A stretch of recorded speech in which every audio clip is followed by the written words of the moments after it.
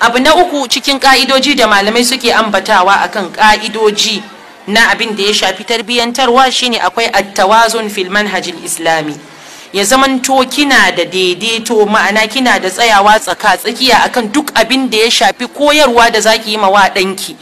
Karkin matsanta ya zamanto kin yi kaushi da yawa, kin takura, kin hana sakewa, kin hana duk wani abu da za a ce dan adam yana bukata na nishadi.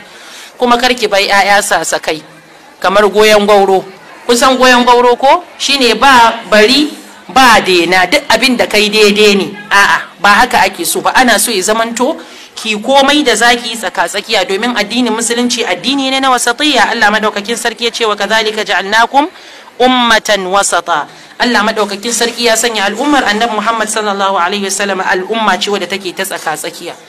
Ba wuce gona da iri, babu sakaci, ba shashanci, babu kausasawa. Sanda kaushi ya zo ko sanda za a yi zafi a yi, sanda kuma yake na tausasawa a yi, wanda kuma shine yafi yawa din.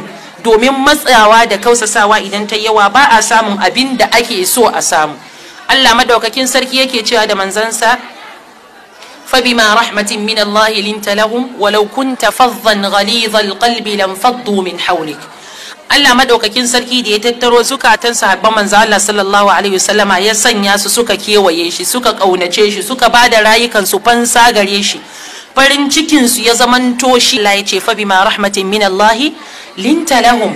Wannan rahama da Allah madaukakin sarki ya sanya a cikin dabi'u da halaye da mu'amala da maganganu na manzon Allah shine ya zamanto sinadarin tattaro zukatan su.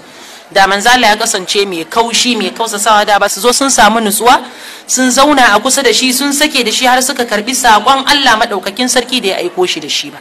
To wannan fa manzon Allah kenan fiyayyen halitta, ina ga ke a matsayin ki na uwa mai tarbiyyantarwa. Da haka ki zamanto mai bushara ga ƴaƴanki ga alkhairi, ba mai korarsu da alkhairi ba. Duk irin alkhairin da zaki nuna musu to ki musu amfani da lafazi na tausasawa, lafazi na jan hankali, na nuna kauna da ja a jika. Wannan zai sa su fi karban abin da kike isar musu da shi sama da matsantawa da wuce gona da iri. Da haka al'umma dai kamar yadda na faɗa, al'umma ce ta wasatiyya. A rika sara, ana duban bakin gatari, kar a matsanta kuma kar ya zamanto an yi sakaci da yawa.